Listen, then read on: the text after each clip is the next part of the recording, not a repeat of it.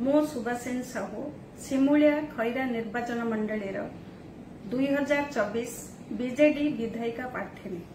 मो कहवाकू चाहे जे पूर्व सरकार समय मान्यवर पूर्वतन मुख्यमंत्री श्रीजुक्त नवीन पट्टनायक खैरा ब्लॉक को एनएसी घोषणा करथिले।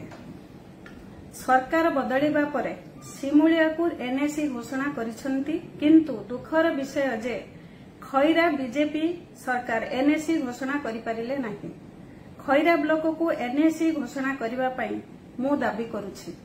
दिन पूर्व सिमुलियार पूर्वतन विधायक ज्योति पाणिग्राही एनएसी घोषणा दाबी करी बंद डाकरा देइथिले। से बालेश्वर जिलार अन्य निर्वाचन मंडली 3 जन पूर्वतन विधायकों को डाकी पारिले, किंतु गत निर्वाचन रे सिमुलिया निर्वाचन मंडली बीजेडी दल पक्षर विधायिका प्रार्थी थिबा सत्ते मते ये कार्यक्रम को डाकी पारिले नाही, जहाकू नेई मते वोट देइथिबा साधारण जनता और बीजेडी कर्मी मानक मध्यरे असंतोष देखा देछि। मु निश्चित कहिबी एहा ज्योति बाबू तांक पतियारा बढ़ाइबा पई हीन राजनीति करूछंती। एनएसी हेउ बा न हेउ ज्योति बाबूंकर किछि परवाह नाही।